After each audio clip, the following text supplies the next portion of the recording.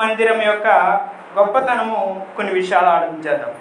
మందిరం అంటే ఏంటో నేర్చుకున్నాం. ఏంటి మందిరం అంటే? సంఘం. ఓకే, మందిరం యొక్క గొప్పతనము అనగా ఔన్నత్యం ఏమిటో కొన్ని విషయాలు మనము ఆలోచన చేద్దాము. ఎందుకు రావాలండి దేవుని మందిరానికి? అసలు ఆ మందిరంలో ఉన్నటువంటి గొప్పతనం ఏంటి? ఒక్కొక్కటి చూద్దాము. ముందుగా ఆదికాండము 28వ అధ్యాయము 16వ వచనం. ఆదికాండము 28వ అధ్యాయము 16వ వచనం. నిద్ర తెలిసి నిశ్చయముగా యెహోవా ఈ స్థలమందున్నాడు. అది పై నుంచి చదువుదాం. 15వ వచనం కానీ. ఇదిగో తోడైయుండి నీవు వెళ్ళు ప్రతి స్థలమందు నిన్ను కాపాడుచు నీ దేశమునకు నిన్ను మరలా రప్పించదను. నేను నీతో చెప్పినది నెరవేర్చు వరకు నిన్ను విడువనని చెప్పగా. ఈ మాట ఎవరు పలుకుతున్నారు? ఎవరితో పలుకుతున్నారు? దేవుడు ఎవరితో పలుకుతున్నాడు? యాకోబుతో. ఈసారి యాకోబుకి ఏమొచ్చినప్పుడు ఓకే మెలకు వచ్చిన తర్వాత ఏమనుకుంటున్నాడో చూడండి. యాకోబు నిద్ర తెలిసి నిశ్చయముగా యెహోవా ఈ స్థలమందున్నాడు, అది నాకు తెలియకపోయేననుకుని భయపడి ఈ స్థలము ఎంతో భయంకరము, ఇది దేవుని మందిరమే కానీ వేరొకటి కాదు. అంటే ఆయన ఉన్నటువంటి ప్లేస్లో ఏంటది? దేవుని మందిరమే. ఇప్పుడు పైన ఏం చెప్పాడు? ఇది ఎవరుండే స్థలము? దేవుడు ఉండే స్థలము. ఇప్పుడు నాకు విషయం చెప్పండి, దేవుని మందిరంలో దేవుడు ఉంటాడు అనడా? ఇప్పుడు మందిరం అనగా సంఘం అనేటువంటి విషయాన్ని ఆలోచించాం. ఇప్పుడు సంఘంలో దేవుడు ఉంటాడు అనడా? ఉంటాడు. కానీ ఇదంతా వివరణ కాకుండా ఒకే ఒక మాటలో క్రీస్తు ప్రభువు వారు చెప్పొచ్చు. ఎక్కడ 2-3 నా నామం కూడి స్తుతిస్తారు, అక్కడ నేను వారి మధ్యను. ఇప్పుడు ఇక్కడ యాకోబు గారు అనుకున్నారు, ఇదిగో ఇక్కడ ఎవరున్నారు? దేవుడు ఉన్నాడు. ఇది నిజమైనటువంటి దేవుని యొక్క ఆలయం, దేవుని మందిరమే కానీ వేరొకటి కాదు.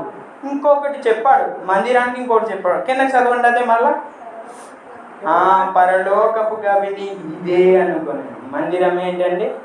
పరలోకపు గవి. అంతే కదా? ద్వారం, గుమ్మం. అది దేనిలోకి ప్రవేశించడానికే? పరలోకానికి ప్రవేశించడానికే. అర్థమైందని 3 విషయాలు వచ్చాయి. ఒకటి, దేవుడుండు స్థలము, మన దేవుని మందిరం అనగా.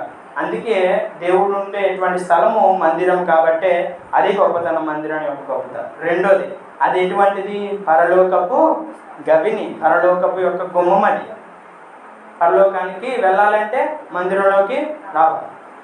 2 విషయాలు ఆలోచించేసాం. సరే, ఇక మూడో విషయం కీర్తనల గ్రంథము. త్వరగా రాసుకోండి. నేను మరలా చెప్తున్నాను. 2 విషయాలు ఆలోచించేసాం. ఒకటి ఏంటి? దేవుడుండు స్థలము. రెండవది ఏంటి? పరలోకపు గవిని. ఇది దేవుని యొక్క మందిరం యొక్క గొప్పతనం. మూడవది కీర్తనల గ్రంథము 84వ అధ్యాయము. కీర్తనల గ్రంథము 84వ అధ్యాయము 2వ వచనం. ప్రేమైన వారలారా, యెహోవా మందిరావరణంలో నా ప్రాణము ఎంతో ఆశపడుచున్నది, అది సొమ్మసిల్లుచున్నది. జీవము గల దేవుణ్ణి దర్శించుటకు నా హృదయమును నా శరీరమును ఆనందముతో కేకలు వేసింది. దేవుని మందిరావరణంలో ఏ దేవుడు ఉంటాడు? కింద చెప్పాడు. జీవము గల దేవుడు. అంతేనండి. అక్కడ ఉంటా జీవము గల దేవుణ్ణి దర్శించుటకు నేను ఎక్కడికి వెళ్ళాలి? దేవుని మందిరానికి వెళ్ళాలి. అలా వెళ్ళాలని నా ప్రాణం ఏం చేస్తుంది? ఆశపడుచున్నది. జీవము గల దేవుణ్ణి దర్శనం కావాలి అంటే ఇదిగో దేవుని మందిరానికి వెళ్ళాలి. జీవం గల దేవుడు అంటే బ్రతికున్న దేవుడేనా? అంతేనండి. ఆ దేవుళ్ళు ఏముంది? జీవం ఉంది. అటువంటి జీవము గల దేవుణ్ణి దర్శనం కోసం వెళ్ళాలి అని అంటే ఇదిగో దేవుని యొక్క మందిరానికి రా. 3 విషయాలు ఆలోచించేసి అర్థమైందండి? 3 విషయాలు ఆలోచన చేస్తాం. ఇక 4వ విషయము యెషయా గ్రంథము 64వ అధ్యాయము 11వ వచనం అండి. యెషయా గ్రంథము 64వ అధ్యాయం 11వ వచనం. తీసిన వారు పేజీ నెంబర్ తీస్తే త్వరగా వెనకాల ఉన్నవారు కూడా తీయడానికి అనుకుంటారు. 423 అండి, 623. యెషయా గ్రంథము 64వ అధ్యాయము 11వ వచనం. మా పితరులు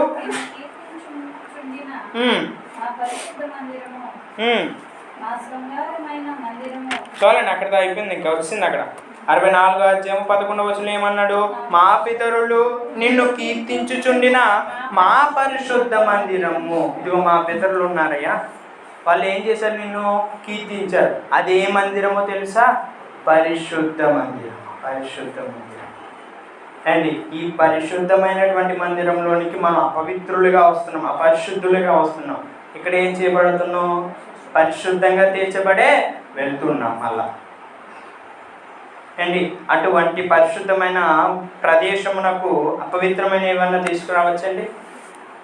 తీసుకురావచ్చా? తీసుకొచ్చారండి, నాశనం అయిపోయారండి. ఎవరండి? ఒక ధూపం కాకుండా ఇంకో ధూపం తెచ్చారు, వేరొక ధూపం. ఎవరాళ్ళు? అహరోన్ కుమారులు. అహరోన్ కుమారులండి.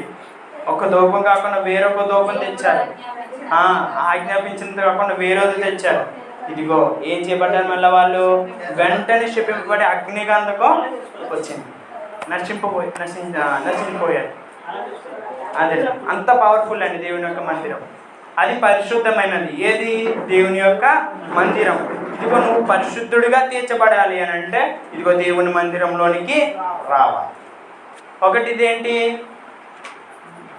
ఫస్ట్ది దేవుడు స్థలము. ఏంటి? దేవుని మందిరము. ఏంటంటే చూపించండి నాకు. మీరందరూ నాకు అంటున్నారు, నేను మీకు అంటున్నాను. దేవుడు ఎక్కడ అంటున్నాడు మనకి? ఆత్మస్వరూపి ఆయన. నువ్వు ఆత్మగా మారు, ఎందుకు కనిపించడం? అంతేనా? ఇప్పుడు నువ్వు ఆత్మగా మారు, కనిపించకపోతే అన్నాడు. ఆత్మస్వరూపి ఆయన ఇక్కడ మన మధ్యనే ఉన్నాడు. దేవుడు స్థలము. రెండోదండి పరలోకపు గవిని. అనగా ఏం చెప్పాను? పరలోకం యొక్క గుమ్మం. అది పరలోకానికి ప్రవేశించాలంటే దేవుని మందిరంలోనికి ప్రవేశించాలి. మూడవది జీవము గల దేవుని దర్శించే స్థలం. జీవము గల దేవుణ్ణి, అర్థమైందా? బ్రతుకున్నటువంటి దేవుణ్ణి దర్శించేటువంటి స్థలం ఏది? దేవుని యొక్క మందిరం. నాలుగవది ఎటువంటిది? అది పరిశుద్ధమైనది. నువ్వు పరిశుద్ధుడిగా మారాలి అని అంటే ఇదిగో దేవుని మందిరంలోకి వస్తేనే పరిశుద్ధుడిగా మారుతావు. ఈ 4 చెప్పాను. ఇక 5వది చూడండి, ఇప్పుడే చదివారు ప్రియులు వాక్య భాగాన్ని. అది ఎటువంటిదంట? దేనికి స్తంభంగా ఉందంటే అది సత్యమునకు స్తంభమునై ఉంది. ఒకసారి తిమోతీయులకు రాసినటువంటి మొదటి పత్రిక 3వ అధ్యాయం 15వ వచనం చదవబడినటువంటి వాక్య భాగంలో ఉంది. దేవుని మందిరంలో అనగా జీవము గల, ఇక్కడే అన్నాడు చూసారా? మందిరం అనగా ఏంటని చెప్పేశాడు, ఇక్కడ సంఘము అని చెప్పేశాడు. ఇక్కడ ఏమన్నాడు? దేవుని మందిరంలో అనగా ఏంటో తెలుసా? జీవము గల దేవుని సంఘములో. ఓకే, జనులు ఎలాగూ ప్రవర్తింపవలెనో అది నీకు తెలియవలనని ఈ సంగతులను నీకు రాయించున్నాడు. ఆ సంఘము, ఆ మందిరము ఎలా ఉంది? సత్యమునకు స్తంభమును ఆధారమునైనది. ఈ బిల్డింగ్ నిలబడాలంటే ఏమున్నాయండి? స్తంభాలు ఉన్నాయి. అలాగే సత్యం అనేటువంటిది నిలబడాలి అని అంటే ఇదిగో ఏదో తెలుసో స్తంభము, మందిరమే ఒక స్తంభం. ఆ మందిరమే సత్యమునకు స్తంభమై ఉంది. అర్థమైందా? ఓకే, నువ్వు సత్యవంతుడిగా మారాలి అంటే ఇదిగో మందిరంలోనికి రావాలి. ఇక చివరిగా ఒక మాట చూపించి నేను ముగిస్తున్నాను. 2వ దినవృత్తాంతాల గ్రంథము. 2వ దినవృత్తాంతాల గ్రంథము. ఎందుకనంటే మందిరం గురించి ఎక్కువ పాత నిబంధనలో రాయబడి ఉంటుంది, సంఘం గురించి ఎక్కువ కొత్త నిబంధనలో రాయబడి ఉంటుంది. దినవృత్తాంతాలు 2వ గ్రంథం, పేజీ నెంబర్ 382వ పేజీ అండి. పాత నిబంధన 382వ పేజీ, 2వ గ్రంథము 5వ అధ్యాయం.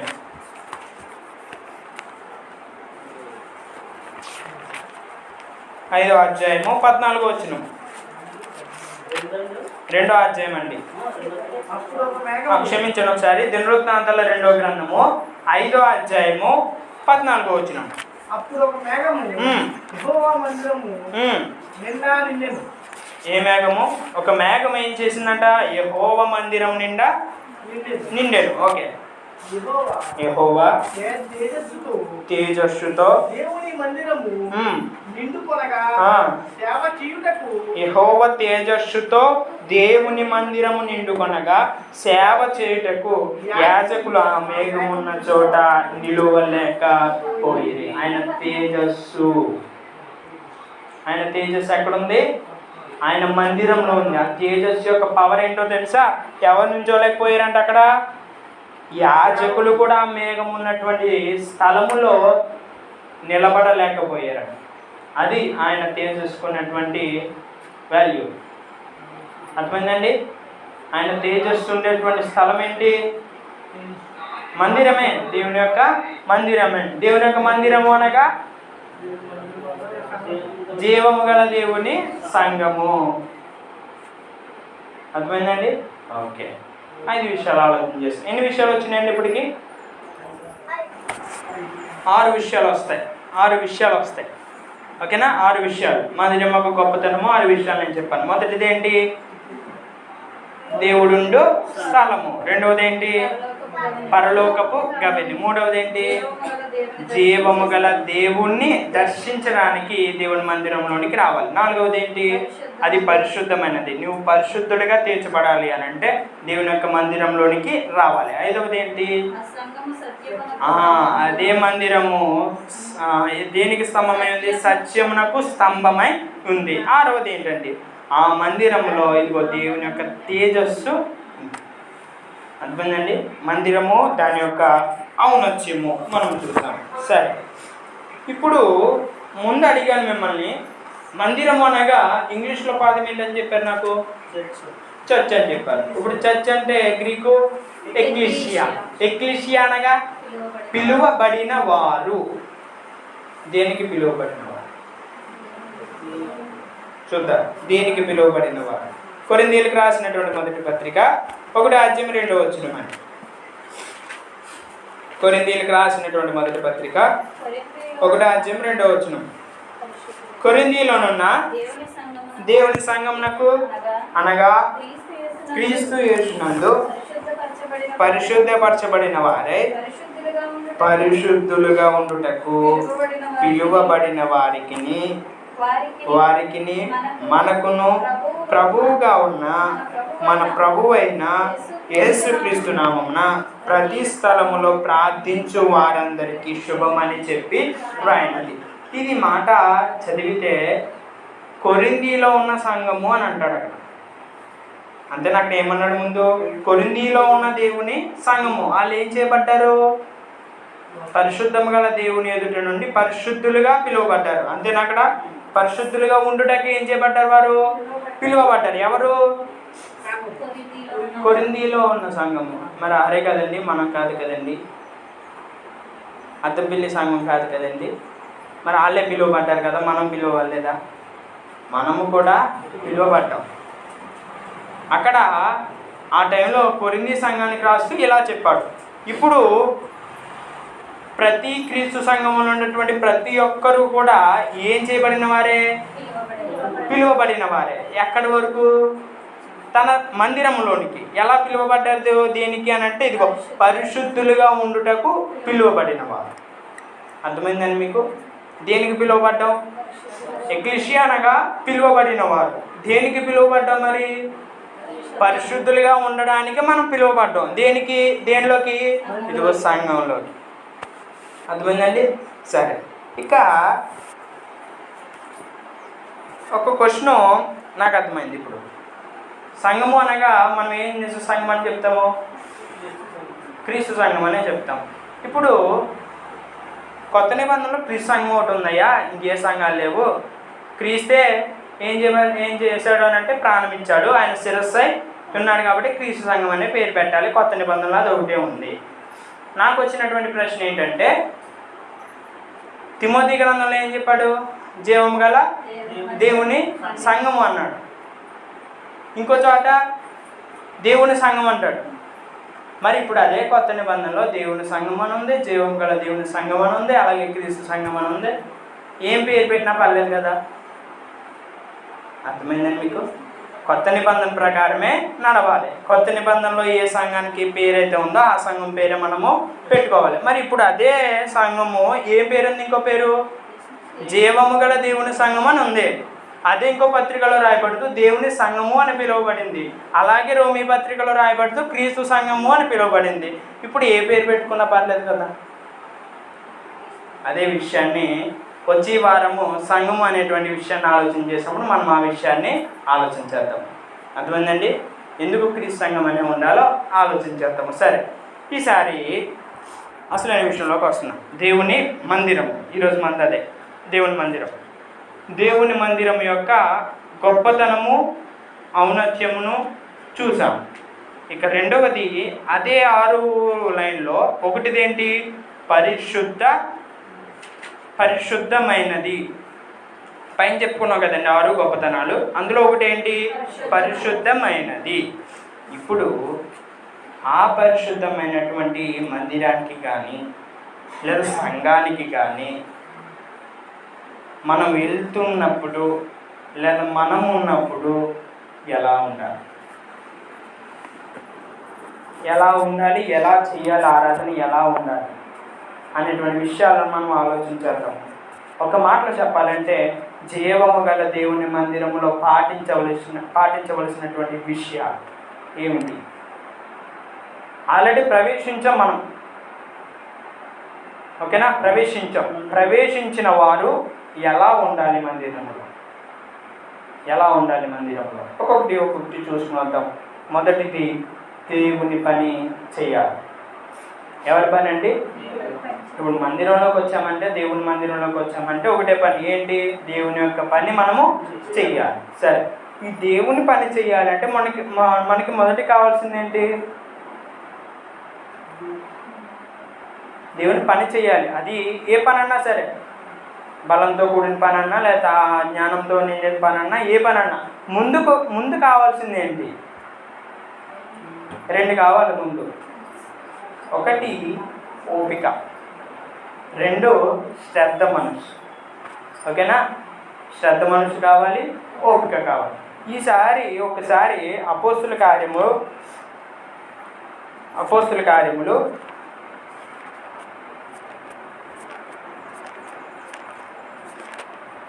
దేవుని పని చేయట్లో ఒకటి చెప్పాను కదా, ఆసక్తి కావాలి.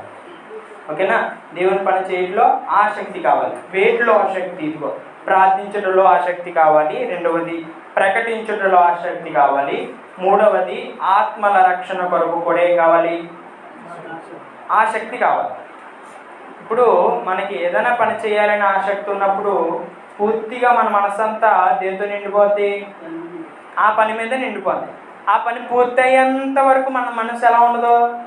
తిమితంగా ఉండదు. అంతేనా? తిమితంగా ఉండదు. అలాగే అదే ఆసక్తి ప్రార్థించటంలో ఉండాలి, ఇంకా పాటలు పాడటంలో ఉండాలి. మూడవది అసలు ఏంటి? ఆత్మల రక్షణలో కూడా అదే శ్రద్ధ మనకి ఉండాలి. మొదటిది ఆసక్తితో ఉండాలి. ఎందులో? ప్రార్థనలో. ఆసక్తితో ప్రార్థన చేసిన వాళ్ళు ఎవరు? కొత్త నిబంధన సంఘం గురించి మాట్లాడుకున్నట్టే అపోస్తుల కార్యాల్లో పేతురు చెరసాలలో ఉన్నప్పుడు అపోస్తుల కార్యములు 12వ అధ్యాయం 5వ వచనం.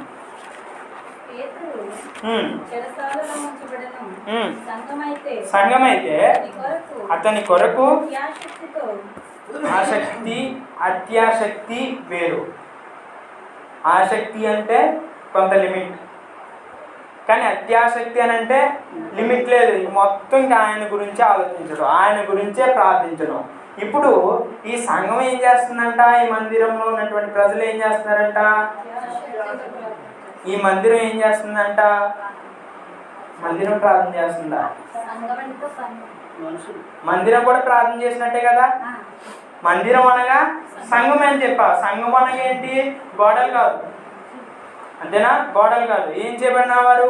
పిలువబడిన వారు. ఈ మందిరంలో ఉన్న మందిరం ఏం చేస్తుందంట? ప్రార్థన చేస్తుంది. ఎలాగా? అత్యాసక్తితో నిరంతరం ఆయన గురించే. ఎవరైనా? పేతురు గారు ఎవరు? వారి యొక్క సేవకుడు. వారి యొక్క సేవకుడు ఏం చేయబడ్డాడు? బంధించబడి చెరసాలలో ఉంచబడ్డాడు. కానీ వీరేం చేస్తున్నారంట? అత్యాసక్తితో ప్రార్థన చేస్తున్నారు. సంఘంలో ఒకడు ప్రార్థన చేస్తే అలా రాయబడి ఉంటుంది అక్కడ, అలా రాయబడి ఉంటుందా? ఏం చేయబడుతుంది అక్కడ? ఒకడు ప్రత్యేకించి అత్యాసక్తితో ప్రార్థన చేస్తున్నాడు అని రాయబడి ఉంటుంది. కానీ అక్కడ ఏమన్నాడు? సంఘమైతే. సంఘమైతే, సంఘం అనగా పిలువబడిన వాడువా, పిలువబడిన వారువా? పిలువబడిన వారు అంటే సంఘం అంటే అందులో ఉన్నటువంటి ప్రతి ఒక్కరు కూడా ఏం చేస్తున్నారు? అత్యాసక్తితో ప్రార్థన చేస్తున్నారు. ఒక దేవుడి కార్యం జరగాలి, దేవుని పని జరగాలంటే ఇదిగో మనం నేర్చుకున్న శ్రద్ధ ఉండాలి, ఆసక్తి ఉండాలి. వీరు కూడా అంతే. తన దైవజనుడు వస్తేనే కానీ దేవుని కార్యక్రమాలు ఇక్కడ జరగవు కాబట్టి దైవజనుడు ఏం రావాలి అంటే మనం ఏం చేయాలి? దేవునికి ప్రార్థన చెయ్యాలని అత్యాసక్తితో ప్రార్థన చేశారండి. ఇక పాడుటలో ప్రకటించుటలో ఆసక్తి చూసినట్లయితే రోమీలకు రాసినటువంటి పత్రిక 15వ అధ్యాయం 20వ వచనము. రోమీలకు రాసినటువంటి పత్రిక 15వ అధ్యాయము 20వ వచనము.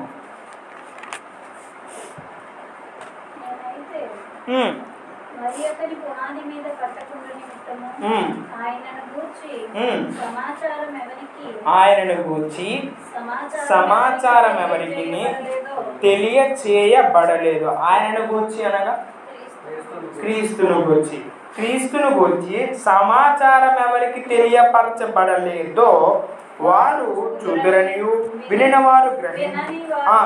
వారు గ్రహింతురనియు వ్రాయబడిన ప్రకారము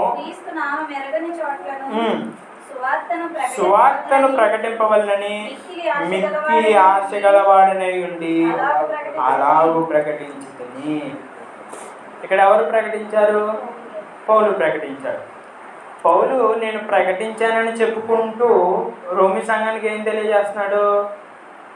అలాగే మీరు కూడా ప్రకటించండి. ఎందుకనంటే పౌలు ప్రకటించినటువంటి ఇంచుమించు ప్రకటించినటువంటి ప్రతి స్థలంలోనండి ఒకడో కానీ ఇద్దరో కానీ మారేవారు. ఎక్కువ మంది అతన్ని చంపాలని చూసినప్పటికీ కూడా ఒకరు కానీ ఇద్దరు కానీ మారేవారు, సువార్తని తెలుసుకునేవారు. ఇక్కడ ఏమన్నాడు? క్రీస్తుని కూర్చున్నటువంటి సమాచారము తెలియబడని వారికి నేనేం చేశానో తెలుసా? సువార్తను ప్రకటించాను. ఎలాగా? మిక్కిలి ఆశ గలవాడనై అంటే ఏంటి? సువార్త పనిలో నాకు ఆశ ఉంది, ప్రకటించడంలో నాకు ఆశ ఉంది కాబట్టి ఏం చేశాను? ప్రకటించాను. అంతమంది గుంపులో ఒక్కరు రక్షింపబడినా చాలనుకున్నాను, ప్రకటించాను, రక్షింపబడ్డారు. అలాగే రోమి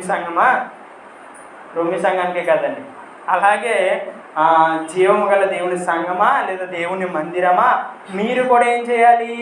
ప్రకటించాలి. ఎలాగా? ఆశ. ఓకేనండి. ఒకటి ఇదేంటి? ప్రార్థించుటలో ఆసక్తి. రెండోది ఏంటి? ప్రకటించడంలో ఆశ. ఇక మూడవది చెప్పాను. ఏంటది మూడవది? అసలేంటి? ఆత్మల రక్షణ విషయమే. సరే, అపోస్తుల కార్యములు 9వ అధ్యాయం 10వ వచనం. అపోస్తుల కార్యములు 9వ అధ్యాయం 10వ వచనం.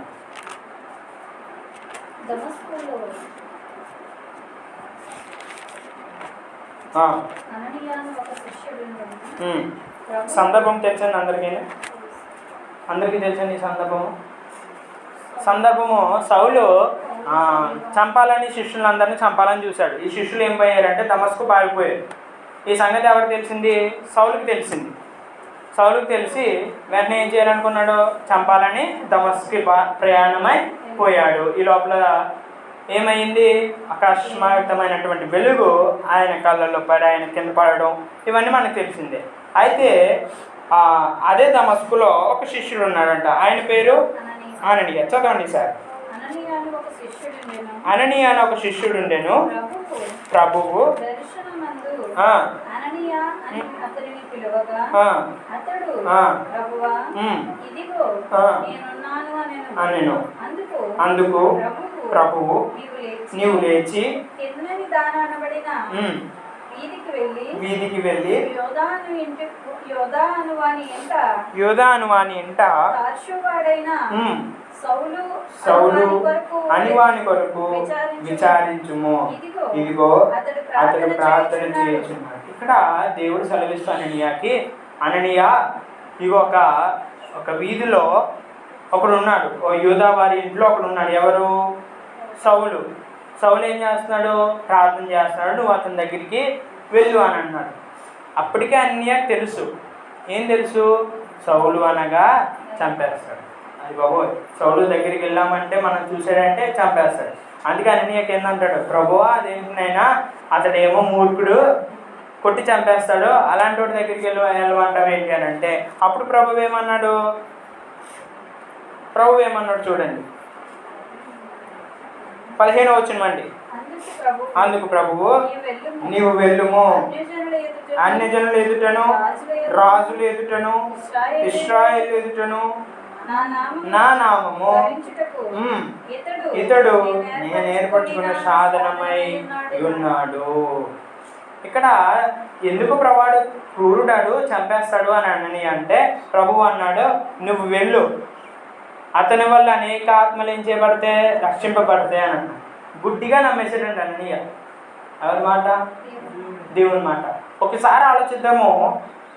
అతనికి ఆత్మల రక్షణ మీద ఆశ లేకపోతే, ఆసక్తి లేకపోతే ఎక్కడికి వెళ్ళకపోయిండేవాడు? ఎందుకు? భయంతో ఉండేవాడు. అంతేనా? భయంతో ఉండేవాడు. కానీ ఆసక్తి ఉంది. ప్రభు సెలవిచ్చాడంటే వెళ్దాం. ఏమో నా ద్వారా అతడు రక్షింపబడ్డాడు అనుకో, అతని ద్వారా ఇంకా అనేక మంది రక్షింపబడతారు. ఇప్పుడు అననీయ లేకపోతే కనుక పౌలు కొల్లు తెరిచేవాడండి? లేదండి. కొల్లు తెరవకపోతే ఈ సువార్తను కానీ ఈ యొక్క పత్రికలు కానీ రాయగలిగేవాడా? రాయలేదు. కాబట్టి అతనికి ఉన్నటువంటి ఆసక్తి ఆత్మల రక్షణ మీద వెళ్ళాడు, అక్కడ రక్షించాడు ఆత్మని. ఆ ఆత్మ ఏం చేసిందనంటే అంతమంది నడిపించింది. ఇంకా శిష్యులు అందరిలో గొప్పవాడు ఎవరో తెలుసండి? పౌలేనండి ఎక్కువ శిష్యుడు. ఒక్కసారి అంటూ ఉంటాడు నేను శిష్యుల కంటే ఎక్కువ వాడినేమే కాదు అంటాడు. కానీ నిజంగా ఎక్కువ కష్టపడిన వాడు పౌలేనండి. అనేక శ్రమలు కూడా భరించిన వాడు కూడా ఎక్కువ పౌలే. అందుకే ఒకటే మాట అన్నాడు కొరింథీయులకు రాసినటువంటి పత్రికలో. ఒక మాట అన్నాడు, 2 మాటలు అన్నాడు. ఒకటి ఏంటి? నేను క్రీస్తును పోలి నడుచుకున్న ప్రకారము మీరు నన్ను పోలి, క్రీస్తుని పోలి కాదు, నన్ను పోలి నడుచుకోనండి. శిష్యులు అంతమంది ఉన్నారు, 12 మంది. ఒక్కడన్నా అన్నాడా? అనలేదు. పేతురు అదిగో అబద్ధం ఆడాడు చాట, యోధా అదిగో అలా చేశాడు, ఎవడొకడు ఒక తప్పు అంటూ చేస్తూ ఉన్నాడు. కానీ పౌలు జీవితంలో మారిన తర్వాత, క్షమించండి, సౌలు నుండి పౌలుగా మారిన తర్వాత ఒక్క తప్పిదము లేదు. అందుకే అన్నాడు అంత ధైర్యంతో, నేను క్రీస్తును పోలి నడుచుకున్న ప్రకారము మీరు నన్ను పోలి నడుచుకోండి. ఇప్పుడు మనం అన్ని జనుల దగ్గరికి వెళ్ళి లేదా బయట వారి దగ్గరికి వెళ్ళి అయ్యా నేను క్రీస్తుని పోలి నడుచుకుంటున్నాను, నన్ను పోలి నడుచుకో అని అంటే ఏం చేస్తాడండి ఆయన? ఏం చేస్తాడండి? సరిపోంగా అది కదా. ఏం చేస్తాడు? నేను పోలి నడుచుకోవాలా? నువ్వు ఆ గొడ్డు కోసమే క్రూరుడు అయిపోయావు, లేకపోతే ఏదో చిన్న అబద్ధమాడే తప్పించుకున్నావు అంటే నీలాగా మారి నీలా అబద్ధాలాడి నీలా ద్వేషం కలిగి ఉండాలా అని అంటాడండి. ఆ మాట మనం అనలేము, సరిపోము కూడా, ఎప్పటికీ సరిపోలేము. ఇప్పటికే కాదు, ఎప్పటికీ సరిపోలేము. కానీ పౌలు అన్నాడు చూసారా, అది గ్రేట్. అర్థమైందా? సరే, ఈ విషయం నా వదిలేస్తే ఆత్మల రక్షణ మీద ఆసక్తి ఉంది ఎవరికి? అననీయకి. అననీయ వెళ్ళాడు, రక్షించాడు. పౌలుకి కూడా ఆసక్తి ఉంది. అనేక మందిని, అనేక సంఘాలకి పత్రికలు రాస్తూ వాళ్ళని ప్రోత్సహించాడు, వాళ్ళని ఆత్మీయ పరంగా అభివృద్ధి చెందేటట్లుగా చేశాడు. అది ఆత్మల రక్షణ మీద ఆసక్తి ఉంది. అలాగే ఆదిమ సంఘానికి కూడా ఉందండి. ఆదిమ సంఘానికి ఉందా లేదా ఆసక్తి? ఆదిమ సంఘం అంటే ఎంతమంది అండి? సంఘం అండి 3000 మందికి కూడా ఉందండి ఆత్మల రక్షణ మీద. ఒకసారి చదువుతాం. అపోస్తుల కార్యములు 2వ అధ్యాయము చివరి వచనమండి. చివరి వచ్చినమండి 47వ వచ్చినమండి. ఆనందముతోను అప్పటికి 3000 మంది ఏం చేయబడ్డారు? రక్షింపబడ్డారు, సంఘంలో చేర్చబడ్డారు. ఆ తర్వాత ఏం జరుగుతుందో చూడండి. ఆనందముతోను నిష్కపటమైన హృదయముతోను ఆహారము పుచ్చుకొనుచుండేది. నేను సేవకుల్ని నాకు తెలియక ఒక క్వశ్చన్ అడిగాను. ఈ బైబిల్ ఇది పాఠాన్ని ప్రిపేర్ అవుతూ ఒక డౌట్ అడిగాను. సరే మీకు వచ్చిందో రాలేదో చెప్పండి నాకు. 45 ఒకసారి చూడండి. 46వ వచనంలో ఏమన్నాడండి? వారు ఏక మనస్కులై ప్రతి దేవనమును దేవాలయములో తప్పగా కూడుకొనుచు ఇంటింటా రొట్టె విరుచుచు. నేను కిందకి చదవలేదు, ఎవరికన్నా కంగారు ఎక్కువే. బైబిల్లో ఇప్పుడు బైబిల్ చదివి తప్పులు వెతకాలి అన్న వాళ్ళు ఉంటారు. వాళ్ళు ఏం చేస్తారంటే పైకే చదువుతారు, అది ఇది తప్పు ఉంది, దాని కిందకి ఏంటో అర్థం చేసుకోలేదు. నేను కూడా అలాగే నేను ఏం చేశానంటే ఆ మాట చదువుతూ ఇదిగో ప్రతి దినము దేవాలయంలో కూడుకునిచు రొట్టె విరుచుచు అంటే ఆదివారం కాదనమాట. ప్రతిదినం ఏం చేస్తున్నారు? ఇలా రొట్టె విరుచుతున్నారు. అంటే ఆమె పోలి నడుచుకోవాలి కదా. మనం కూడా ఏం చేయాలి? ప్రతి దినము రొట్టె విరుచుకోవాలి కదా అని నేను అడిగినప్పుడు సేవకులు, నేను కిందకి చదవలే, కింద ఉంది జవాబు. ఏముంది కింద అక్కడ? చివరి వచ్చినండి. ఆనందముతోనూ ఏం పుచ్చుకొనొచ్చు? రొట్టె ఏం కాదది, కాదది వాళ్ళ యూదుల ఆహారం అండి. అది రొట్టె ఏంటది? యూదుల ఆహారం. అది ప్రతిదినము రొట్టె తీసుకొనొచ్చు అని అంటే ఏంటి? నేను అనుకున్నాను ప్రభురాత్రి భోజనం అనుకున్నాను, కానీ ఏంటంటే అది ఆహారం, యూదుల యొక్క ఆహారం. అర్థమైందండి? సరే, అదే అపోస్తల కార్యంలోని ఇంకో వచనంలో అంటూ మేము ఆదివారంన రొట్టె విరుచుటకు కూడినప్పుడు, అది మళ్ళీ నెక్స్ట్ పాఠంలోకి వస్తుందండి, అప్పుడు చదువుతాం దాన్ని, అప్పుడు వివరించుకున్నాం. అది కూడా ఒక క్వశ్చన్ అడిగాను. ఆదివారము అన్నాడు కదండి, ప్రతి ఆదివారం అనలేదు కదండి, ఒక ఆదివారమే కదండి అవుతుందండి అని అడిగాను. అప్పుడు నాకు ఉదాహరణ చెప్పారు సేవకులు. బ్యాంకు శనివారం సెలవు. ఏ శనివారం సెలవు? బ్యాంకు శనివారం సెలవు. ఏ శనివారం సెలవు? మార్కెట్కి వెళ్తారండి, లేదా ఏ బంగారం కొట్టుకు వెళ్ళారు, బోర్డు ఉంది మంగళవారం సెలవు అని ఉంది. ఏ మంగళవారం అని దాని లెక్క? ప్రతి మంగళవారం సెలవు అని లెక్క, అంతేనా? ప్రతి మంగళవారం బంగారం కొట్టు సెలవు అని ఉంది. నాన్న అక్కడ కూడా అదే ఆదివారంలో మేము రొట్టె విరుచుట అంటే ప్రతి ఆదివారంలో మేము రొట్టె విరుచుటకు కూడినప్పుడు. అర్థమైందండి? సరే, ఇక దాన్ని వదులుతాం. ఇక్కడ 47 వచ్చినవాడి. ఆనందంతోనూ నిష్కపటమైన హృదయంతోనూ ఆహారం పుచ్చుకొనుచుండిరి మరియు ప్రభువు రక్షణ పొందుచున్న వారిని అనుదినము వారితో చేర్చుచుంది.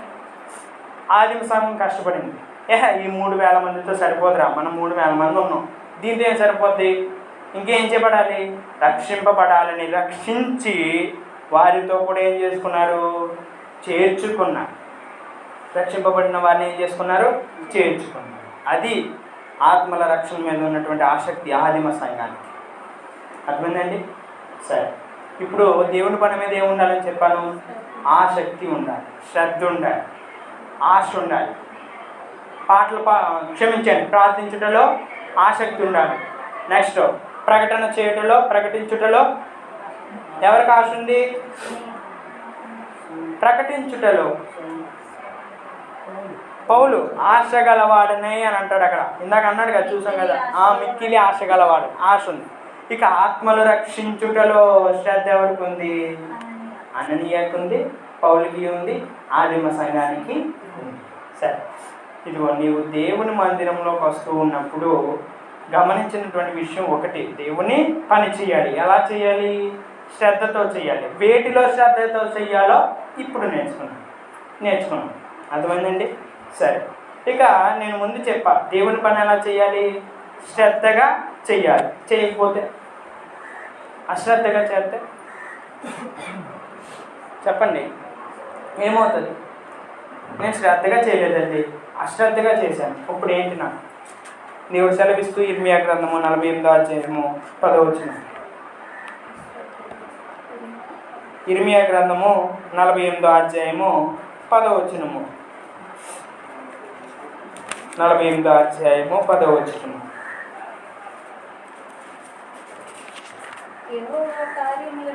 యెహోవా కార్యములను అశ్రద్ధగా చేయువాడు ఇటువంటి వాడు అవుతాడు, శాపగ్రస్తుడు అవుతాడు. ఎలా చేస్తే? అశ్రద్ధగా చేస్తే. శ్రద్ధగా చేస్తే ఏమవుతుందో చూద్దాం. సామెతల గ్రంథము 12వ అధ్యాయం 24వ వచనం. శ్రద్ధగా చేస్తే ఏమవుతుందో చూద్దాం. సామెతల గ్రంథము 12వ అధ్యాయం 24వ వచనం. సామెతల గ్రంథము 12వ అధ్యాయం. శ్రద్ధగా పని చేయవారు కింద చదవండి.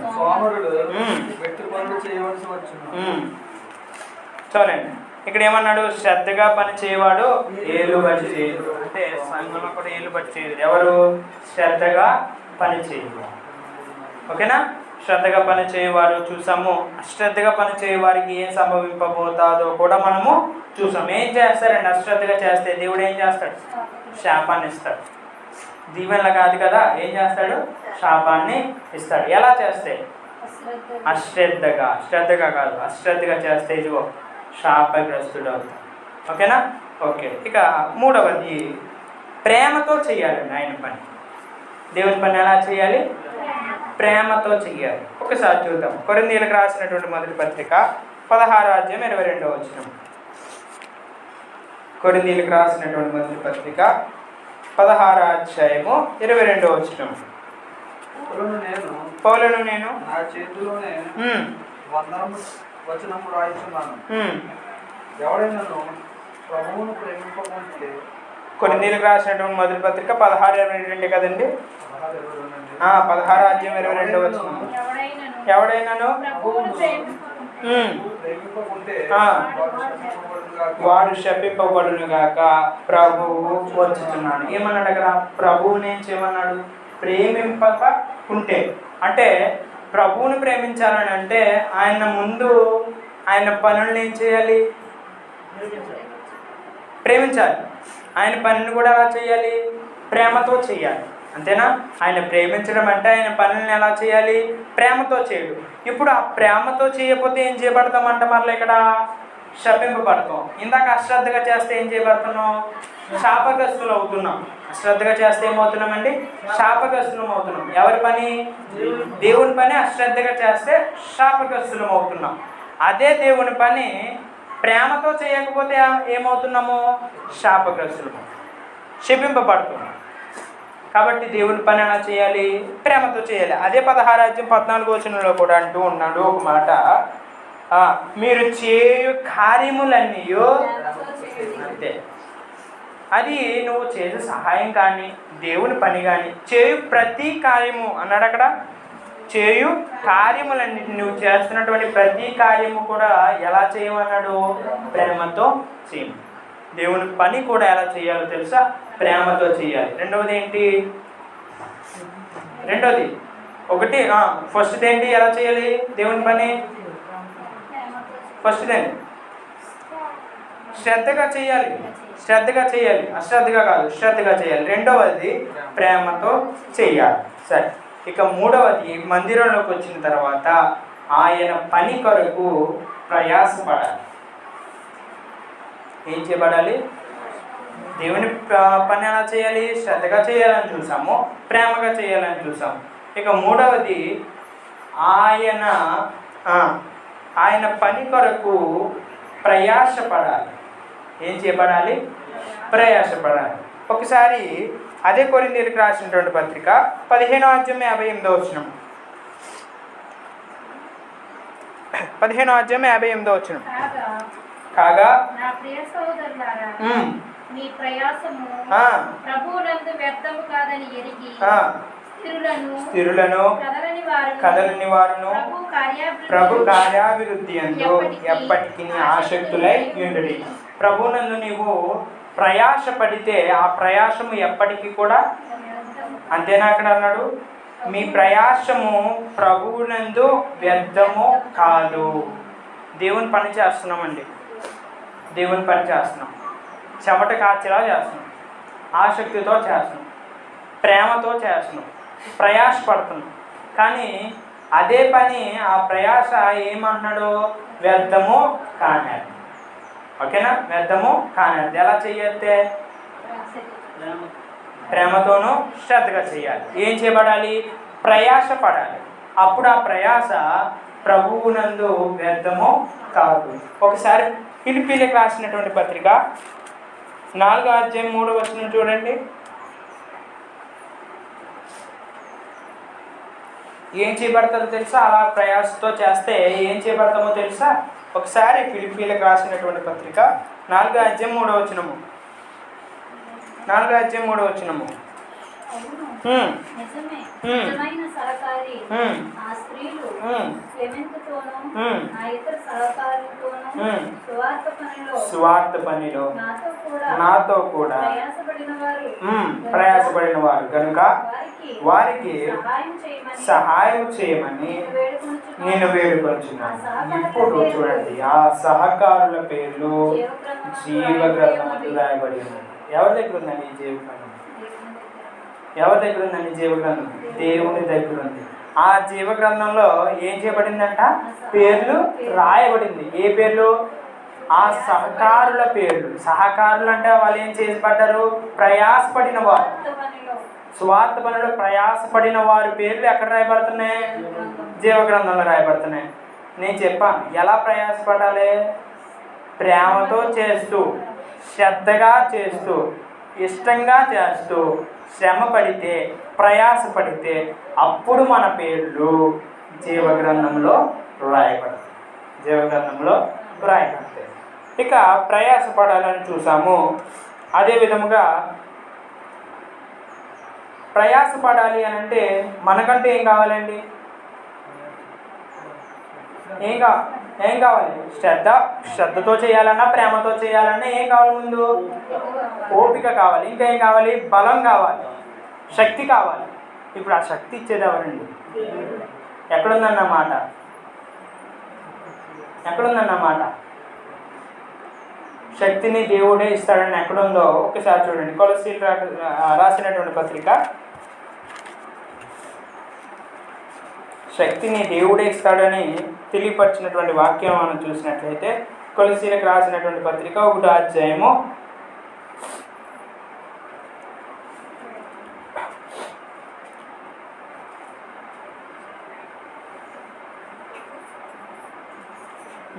29వ చివరి వచనం.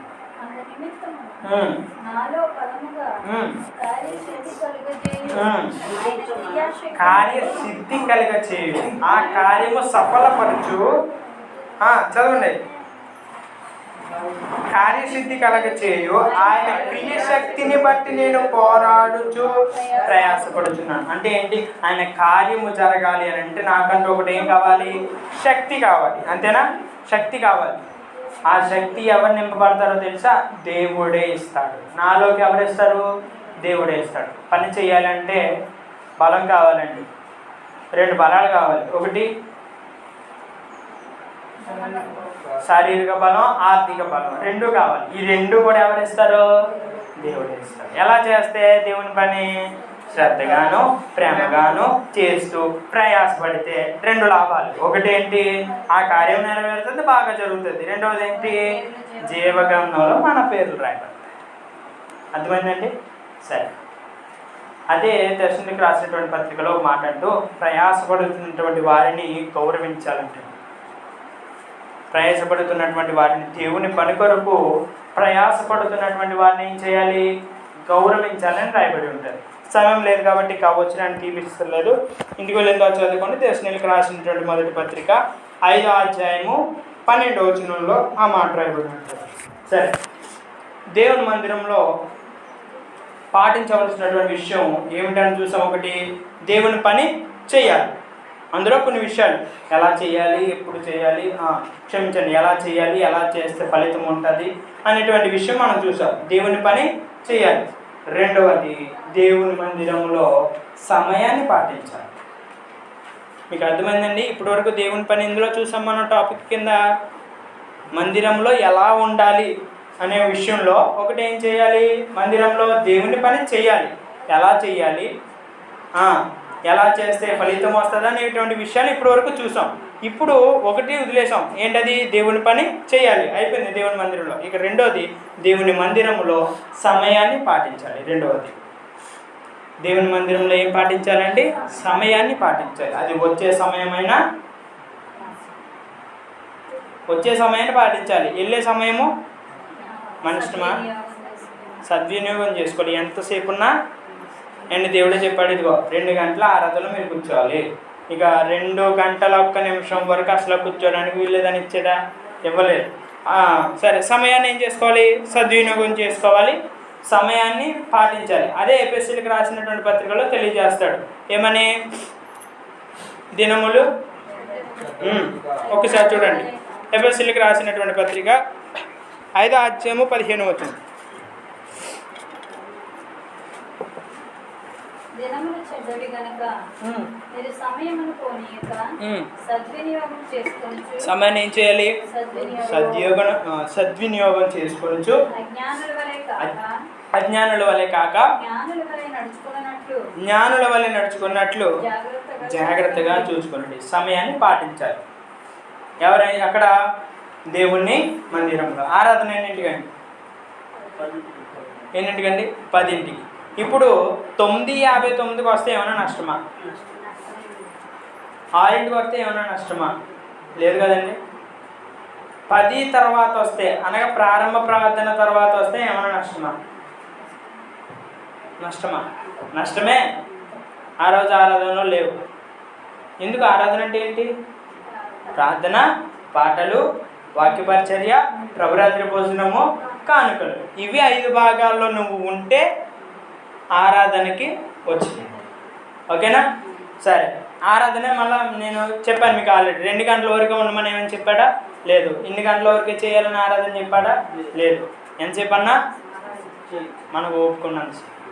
ఓకేనా? సరే, సమయాన్ని మాత్రం పాటించాలి. ఓకేనా? సమయాన్ని మనము పాటించాలి. ఒకటి, దేవుని పని చేయాలి దేవుని మందిరంలో. రెండవది, దేవుని మందిరంలో సమయాన్ని పాటించాలి. ఇక మూడవది, దేవుని మందిరంలో అందరితో కలిసి దేవుణ్ణి స్తుతించాలి. అదే ఎఫెసీయులకు రాసినటువంటి పత్రిక, అదే 5వ అధ్యాయము, అదే 19వ వచనం ఒకసారి చదవండి. ఒకరికొకడు కీర్తనలతోనూ, అనగా కీర్తనలతోనూ, పాటలతోనూ, ఆత్మ సంబంధమైన పాటలతోనూ హెచ్చరించుచు మీ హృదయములలో ప్రభువును గూర్చి పాడుచు కీర్తించుచు మన ప్రభువైన యేసుక్రీస్తు పేరట సమస్తమును తండ్రి అయిన దేవునికి ఎల్లప్పుడూ కృతజ్ఞతాస్తుతులు చెల్లించండి. ఇక్కడ ఏమన్నాడు? అందరూ కూడా ఏం చేయండి? కూర్చుని ఏం చేయండి? పాటలతోనూ, కీర్తనలతోనూ ఒకరినొకడు ఏం చేసుకోవాలి? హెచ్చరించే పాటలు ఉన్నాయా లేవా? హెచ్చరించే పాటలు ఉన్నాయా లేవా? హెచ్చరించే పాటలు ఉన్నాయా? ఒకరికొకరు హెచ్చరించుకునే పాటలు కూడా ఉన్నవి. ఆ పాటలు పాడించు మనం ఒకరినొకరు ఏం చేయాలి? హెచ్చరించుకోవాలి. వాటిలో కూడా మనము కొంచెం మంది ఏం చేస్తారంటే, నాకు పాట రాదు కదా, ఏ పాట ఎక్కలేదులే, సైలెంట్గా ఉంటే చాలు అనుకుంటారు. కానీ ఒక పాట ఎన్నిసార్లు పాడతారు? ఒక లైను 2 సార్లు పాడతారు. ఇప్పుడు మన మనసు అక్కడే ఉందనుకోండి, ఒకసారి విని రెండోసారి ఏం చేయొచ్చు? పాడచ్చు. అందరితో కలిసి పాడచ్చు. అప్పుడే అందరూ కలిసి పాడామనుకోండి, ఒకరికొకటి ఏం చేసుకున్నాం? మనము బుద్ధి చెప్పుకున్నట్లే. అంతేనా? అక్కడ అదే కదా అన్నాడు, కీర్తనలతోనూ హెచ్చరించుకోండి. ఒకరికొకరు ఏం చేయండి? హెచ్చరించుకోండి. అందరితో కలిసి పాటలు నాకు ఇవ్వలేదు కదా మైకు, నేను ఎందుకు పాడతాను అనేటువంటివి మన దగ్గర ఉండకూడదు. అర్థమైందండి? ఇప్పుడు మనం మైక్లో పాడితే ఎక్కడి వరకు పడుతుందని మహా అయితే పక్కన పొనుమానింటి పక్క ఆయనకి, లేకపోతే పక్కూరికి మహా అయితే, అంతేనా? పక్కూరు దాకా పడుతుంది మన మైక్లో పాడి. కానీ మన మనసులో కానీ మన నోటంతా పాడేమనుకొని ఎక్కడి దాకా వెళ్తుందో తెలుసా? దేవుని దగ్గర దాకా వెళ్తుంది. అదేటండి అయితే మైక్లో పాడే వాళ్ళే దేవుడి దగ్గరికి పాడటానంటే వెళ్తుంది. నోటితో పాడినటువంటి ప్రతి ఒక్కరి మాట లేదా పలికినటువంటి ప్రతి మాట ఎవరి చెవులో పడుతుందో తెలుసా? దేవుని చెవులో పడుతుంది. కాబట్టి అందరం కలిసి దేవుణ్ణి ఆరాధిస్తేనే అదొక అద్భుతమైన, నిజంగా చెప్పాలి అంటే అందరం కలిసి, అందుకే అంటారు పాటలు పాడే వాళ్ళు కానీ లేదా ప్రత్యేకమైన పాట పాడినప్పుడు ఇచ్చేటువంటి సమయంలో వాళ్ళు ఏమంటారు? అందరం కలిసి ఏకస్వరంతో ఏకకంఠంతో పాడదామంటారు. అప్పుడు ఆ అమోఘం వేరండి. మన క్రీస్తు సంఘాల్లో లేదు కానీ కాదుతో బయట మీటింగ్స్లో ఏం చేస్తారు తెలుసా? అందరినీ నిల్చోబెట్టేస్తారు. దేని మీద? స్టేజ్ మీద. స్త్రీలు కానీ పురుషులు కానీ పిల్లలు కానీ యవనస్తులు కానీ ఒక డ్రెస్ ఇచ్చి, ఒకే డ్రెస్ వేయించి అందరి చేత స్టేజ్ మీద నిల్చోబెట్టి పాటలు పాడిస్తారండి. ఆ గ్రూప్ సాంగ్, ఆ గ్రూప్ వాయిస్ చాలా వినసొంపుగా ఉంటుంది. నిజంగా చెప్పాలంటే ఒకడు పాడితేనే అర్థం కాదు, అందరం కలిసి పాడడానికి బాగుంటుంది. కాబట్టి ఇక్కడ అదే చెప్పాడు, అందరితో పాటు మనం ఏం చేయాలో తెలుసా? దేవుణ్ణి స్తుతించాలి. ఓకేనా? 3 విషయాలు మనం చూసాం. ఇక 4వది యోహాను సువార్త 4:24 చెప్పండి. యోహాను సువార్త 4:24. అయ్యో కంఠస్థ వాక్యం. దేవుడు ఆత్మ కనుక ఆయనను ఆరాధించువారు ఆత్మతోనూ సత్యముతోనూ ఆరాధింపాలి. ఓకేనా? దేవుడు ఎవరు? ఆత్మేనా అక్కడ చెప్పబడింది. దేవుడు ఆత్మ కనుక ఆయనను ఆరాధించేవారు ఆత్మతోనూ సత్యముతోనూ ఆరాధించాలి. అయిపోయింది. ఇక 5వది మనం చూద్దాము. అపోస్తుల కార్యములు 17వ అధ్యాయం 11వ వచనం. మీకు తెలిసినటువంటి సంఘమే వీళ్ళు. పౌలును శీలయును చెప్పు సంగతులు అలాగున్నాయో లేవో పరిశీలిస్తున్నారంట ఒక సంఘం వారు. ఒకసారి చూద్దాం. అపోస్తుల కార్యములు 17వ అధ్యాయము 11వ వచనం.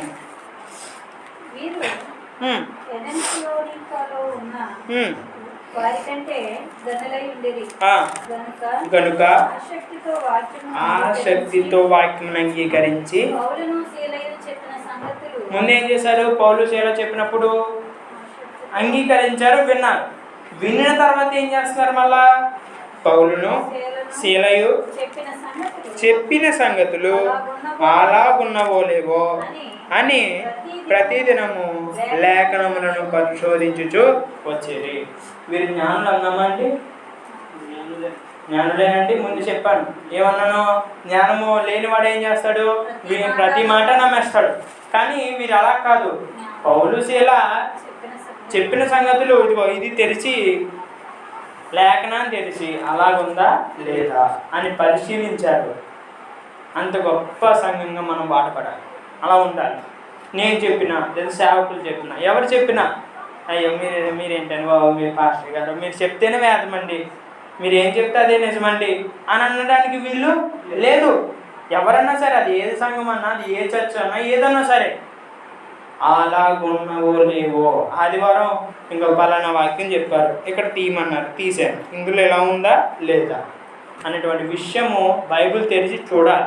చెప్పిన తర్వాత అదే పాస్టర్ గారు చెప్పినా ఎక్కడ చెప్పినా తెరిచి చూసామనుకో జ్ఞానం గలవాడిగా ఉంటామని. లేదనుకోండి జ్ఞానం లేనివాడిగా ఉండి ప్రతి మాట నమ్మేసి మనం తవ్వినటువంటి గుంటలో మనమే పడతాం. ఇగో ఈ సంఘం వారు ఏం చేస్తున్నారో తెలుసా? విన్నారు. పౌలు అనే సేవకుడు చెప్పినప్పుడు విన్నారు. వినిన తర్వాత దాన్ని ఇంటికి వెళ్ళిన తర్వాత ఉన్నాయా లేవా, లేకపోతే ఇలా అబద్ధం చెప్పారా అనేటువంటి విషయాన్ని ఏం చేశారు తెలుసా? ఆలోచించారు. అర్థమైందండి? ఏం చేయాలి మందిరంలో? సేవకుడు లేదా బోధకుడు చెప్పుచున్నటువంటి సంగతులు అలా ఉన్నవో లేవో కూడా మనం ఏం చేయాలి తెలుసా? బైబిల్ తెరిచి చూడాలి. ఓకేనా? 4 విషయాలు అవి. ఇక మనం ఆల్రెడీ చదువుకున్న విషయమే, అందరితో పాటు ప్రార్థన చేయాలి. అందరితో పాటు ఏం చేయాలి? ప్రార్థన చేయాలి. ఒకడు ప్రార్థన చేస్తున్నప్పుడు మనం మౌనంగా కళ్ళు మూసుకుని ఉండకూడదు.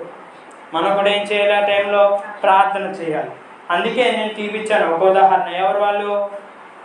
పేదరు చేరసాలు ఉంటే ఆ సంఘం ఏం చేసింది? ప్రార్థన చేసింది. సంఘము అన్నాడు అక్కడ, వారైతే అన్నాడు. అంతేనా? అయితే వారైతే అత్యాశక్తితో ప్రార్థన చేశారు. సంఘం అంతా కూడా ఏం చేసింది? ప్రార్థన చేసింది. అందరూ కలిశారు కాబట్టి, ప్రార్థన చేశారు కాబట్టి గొప్ప కార్యం జరిగింది. ఏమే కరెక్ట్? అంతేనా? నిజమేనా? అందరూ కలిశారు కాబట్టి, అక్కడ ప్రార్థన చేశారు కాబట్టి వెనకాల చెరసాలు ఏమైంది? అది పేతురు చెరసాల నుంచి బయటకు వచ్చాడు. కలిశారు కాబట్టి, కలిసి ప్రార్థన చేశారు కాబట్టి. అలాగే మన సేవకుడు బలహీనమైన, మన విశ్వాసులు ఒకరు విశ్వాసి బలహీనమైన, లేదా మనకు తెలిసిన వాళ్ళు ఎవరైనా బలహీనమైనప్పటికీ కూడా ఇదిగో సంఘంగా కూడే సమయము ఇదే తెలియపరిచిన తర్వాత అందరూ కూడా ఏం చేస్తారు?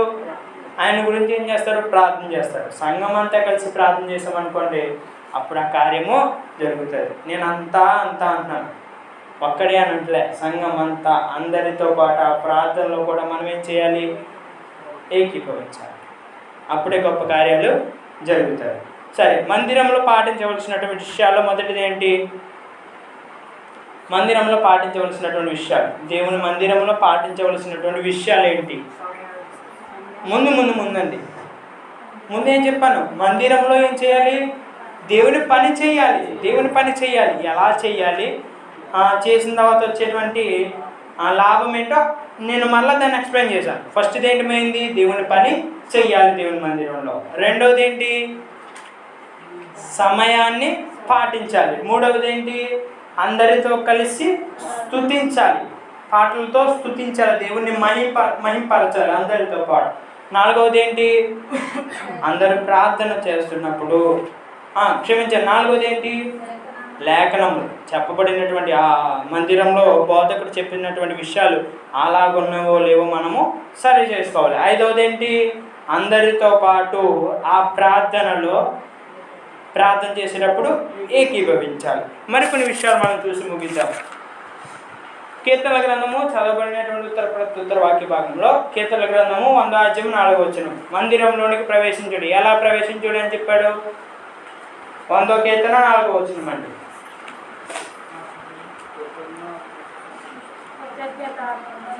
కృతజ్ఞతార్పణలు చెల్లించుచు, కృతజ్ఞతాస్తుతులు చెల్లించుచు ఆయన గుమ్మములో ప్రవేశించుడు. కింద వచ్చిన కీర్తనలు పాడుచు ఆయన ఆభరణములో ప్రవేశించు. కృతజ్ఞతార్పణతో, కృతజ్ఞతాస్తుతులతో ఏం చేయాలో తెలుసా? ఆయన మందిరములోనికి మనము ప్రవేశించాలి. ఓకేనా? ఇక నెక్స్ట్ నేను త్వరగా వెళ్తున్నాను. పేతురు రాసినటువంటి మొదటి పత్రిక 4:10. పేతురు రాసినటువంటి మొదటి పత్రిక 4:10. పేతురు రాసినటువంటి మొదటి పత్రిక 4:10 అండి. 4:10. దేవుని నానా విధమైన కృపా విషయమై మంచి గృహ నిర్వాహకులైనకి ఒక్కొక్కడు కృపావరము పొందిన కొలది ఒకరికొకడు ఉపచారము చేయుడి. ఒకడు బోధించిన ఎడల దైవోక్తులను బోధించినట్టు బోధింపవలెను. ఇక్కడ ఇదంతా చదువుకుని వెళ్ళిపోతే దేవుడు నీకు అప్పగించినటువంటి కృపావరంలో నమ్మకం కలిగి ఉండాలి. ఒక్కొక్కరికి ఒక్కొక్క తెల్లని ఇస్తారండి సంఘంలో. అది ఎక్కడుంటుంది అంటే కొరింథీయులకు రాసినటువంటి మొదటి పత్రిక 14వ చెప్పబడుతుంది. బోధించేవారు బోధించే విషయంలో కానీ, పరిచర్య చేసేవారు పరిచర్య విషయంలో కానీ, పాటలు పాడేవారు పాటలు పాడే విషయంలో కానీ, ఇలాగా ఒక్కొక్కరికి ఒక్కొక్క పని అప్పగింపబడింది. ఒక్కొక్కరు ఒక్కొక్క తలాంతులో ఉన్నారు. అంతేనండి? అంతే కదా? వారు ఏం చేయబడాలి తెలుసా? దేవుడు వారికి అనుగ్రహించినటువంటి ఆ తలాంతులో కానీ లేదా ఆ కృపావరంలో కానీ నమ్మకం కలిగి ఉండాలి. ఓకేనా? నమ్మకం కలిగి ఉండాలి. ఎన్నవినండి ఇప్పటికి వచ్చి? ఎన్నవినండి? దేవుని మందిరంలో పాటించవలసినటువంటి విషయాలు ఎన్నవిని? ఏంటండి? 7 ఇంకొక 3 చూద్దాం అంతే. ఇంకొక 3 మనం చూద్దాం. సరే, ఫిలిప్పీలకు రాసినటువంటి మొదటి పత్రిక ఫిలిప్పీలకు రాసినటువంటి పత్రిక 2:20. ఇంకొక 3 చూసి మనము ముగించుకుందాం. ఫిలిప్పీలకు రాసినటువంటి పత్రిక 2:20. ఫిలిప్పీలకు రాసినటువంటి పత్రిక 2:20. 2:20. మీ క్షేమము విషయమై నిజముగా చింతించువాడు అతని వాటి వాడెవడును నా యొక్క లేదు. ఎవరి గురించి సాక్ష్యం ఇస్తున్నాడు ఇక్కడ పౌలు? పైన తెలియజేస్తున్నాడు 19వ వచనంలో, నేనును మీ క్షేమమును తెలుసుకొని ధైర్యము తెచ్చుకొని నిమిత్తము తిమోతిని శీఘ్రముగా మీ యొద్దకు పంపుటకు ప్రభువు అయిన యేసునందు నిరీక్షించుచున్నాను. మీ క్షేమాచార విషయము నాకు నమ్మకంగా చెప్పేటువంటి వాడు అతని వంటి వాడెవడు నా దగ్గర లేడు. అంటే ఏంటి?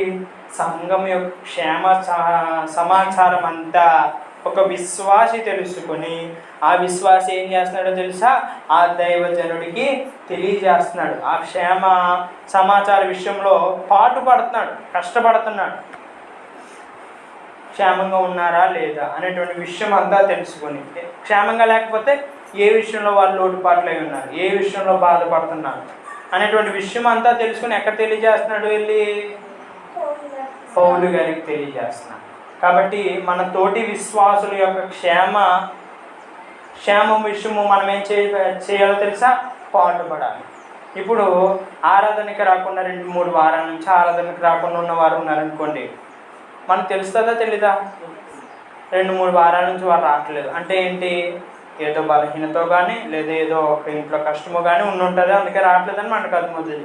అప్పుడు ఏం చేయాలో తెలుసా? మనం వారి గృహానికి వెళ్ళి వారి క్షేమం కానీ వారికి ఉన్నటువంటి ఆపద కానీ మనం తెలుసుకొని మనం ఎవరికి చెప్పాలి? ఇక్కడ తిమోతి ఎవరికి చెప్పాడు? సువార్తికునికి చెప్పాడు. అలాగే మనం కూడా ఏం చేయబడాలో తెలుసా? సువార్తికునికి చెప్పాలి. అప్పుడు మనం ఏం చేయబడుతున్నాం తెలుసా? మన తోటి విశ్వాసి యొక్క క్షేమము విషయమై పాటుపడుతున్నాం. అర్థమైందండి? పాటుపడుతున్నాం.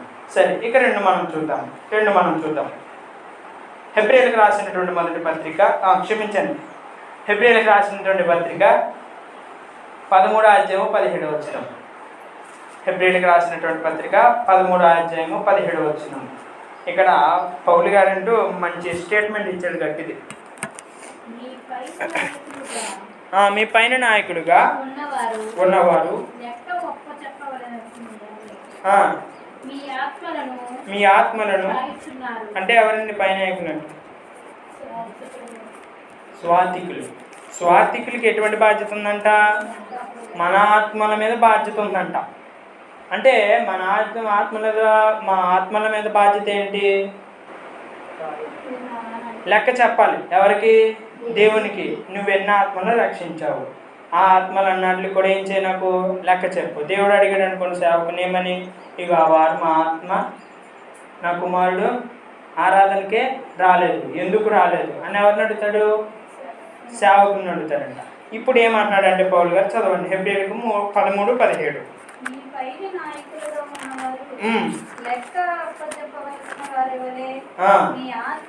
మీ ఆత్మలను కాయుచున్నారు, వారు దుఃఖముతో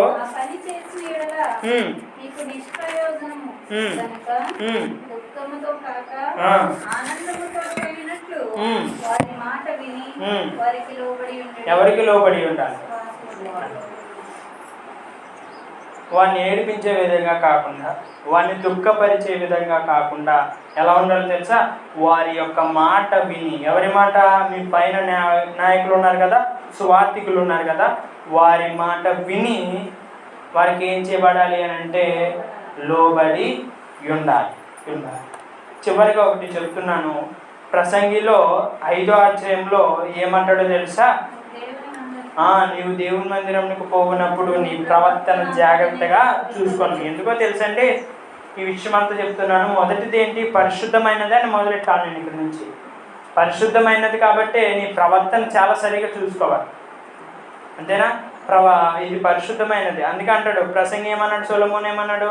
నీవు దేవుని మందిరంకు పోవునప్పుడు నీ ప్రవర్తన జాగ్రత్తగా చూసుకోవాలి. ఇక చివరికి ఒకటి చూపిస్తాను, మనకు అందరికీ తెలిసిందే. రోమీయులకు రాసినటువంటి పత్రిక 16:16.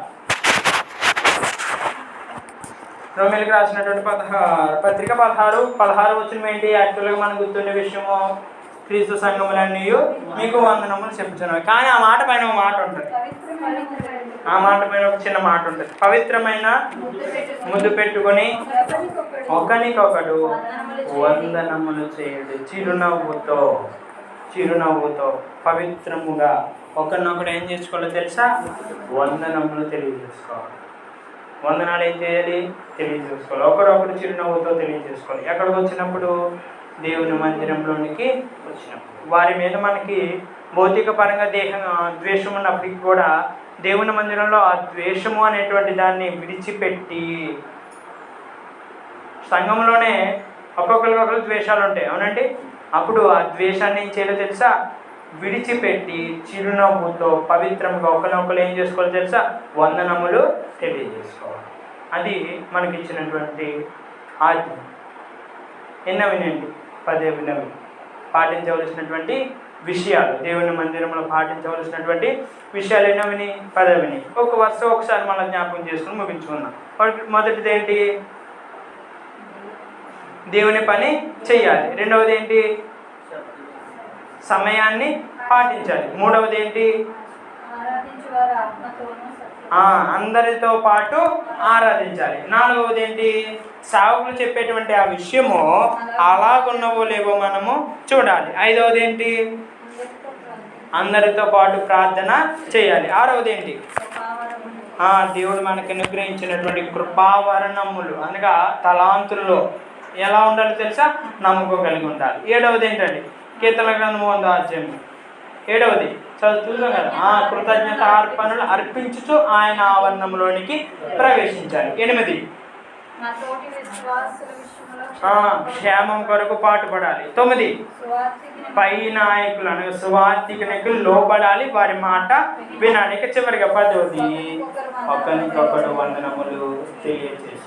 ఇవి మనము పాటించవలసినటువంటి విషయాలు. ఓకేనండి, ఇవి మనం పాటించవలసినటువంటి విషయాలు. ఇంకా ఉంది, మరి మందిరంలోనికి వస్తే ప్రయోజనాలు ఏంటి అనేటువంటి విషయం ఉంది. సమయం అయ్యింది కాబట్టి ఇంతటితో ఆఫ్ చేస్తున్నాను. దేవుని చేతమైన మందిరానికి వస్తే ప్రయోజనం ఏమిటి, ఆ మందిరంలోనికి ఎలా ప్రవేశించాలి తెలుసుకునే ముందు అసలు ఏది నిజ మందిరమో తెలుసుకున్న తర్వాత అప్పుడు ఎలా ప్రవేశించాలి, ఎందుకు ప్రవేశించాలి అనేటువంటి విషయాన్ని మనము ఆలోచించేద్దాము. ఈరోజు మనం నేర్చుకున్నటువంటి విషయాలు నాకు చెప్తారా? ముందుగా ఏం నేర్చుకున్నాము, దేవుని మందిరము అనగా ఏమిటి, సంఘము అనేటువంటి విషయాన్ని ఆలోచన చేసాము. వస్తే క్షమించండి, దేవుని మందిరం యొక్క ఏంటవి ప్రయోజనాలు, దేవుని మందిరం యొక్క ప్రయోజనాలు ఏంటి, ఎందుకు, దేవుడు ఉంటాడు అక్కడ. రెండవది ఏంటి, పరలోకపు గవినది. మూడవది ఏంటి, జీవము గల దేవుడు ఉండేటువంటి స్థలము. నాలుగవది ఏంటి, పరిశుద్ధమైనది అది. ఐదవది ఏంటి, సత్యమునకు స్తంభమునై ఉన్నది. ఆరవది, దేవుని యొక్క తేజస్సుతో నేను ఏది ఆ మందిరం అంటారు. సరే, ఈ చెప్పబడినటువంటి విషయాలు ఎంతవరకు అర్థమైందో నాకైతే అర్థం కాలేదు. కానీ ఈ మందిరము వస్తే ప్రయోజనాలు, నేను మరలా చెప్తున్నాను, ఈ మందిరానికి వస్తే ప్రయోజనాలు అనేకములు. కానీ ముందుగా ఏది నిజ మందిరము, ఏది నిజ సంఘము, లేఖనానుసారంగా లేఖనం ఏం చెబుతుందో అనేటువంటి విషయాలు మనము ఆలోచన చేసిన తర్వాత అప్పుడు ఆ మందిరానికి వెళ్తేనే చెప్పబడినటువంటి ప్రయోజనాలు మనకి కలుగుతాయన్నమాట. అర్థమైందండి? కాబట్టి వచ్చే వారము దేవుని చిత్తమైతే నేను మరలా మీ మధ్యకు వచ్చేటువంటి సమయంలో లేఖనానుసారంగా ఏది నిజ మందిరము అనేటువంటి విషయాన్ని మనము ఆలోచన చేద్దాము. అలాగే ఇంకో విషయాన్ని కూడా ఆలోచన చేద్దాము. ఏమిటి ఆ విషయం అన్నాను నేను?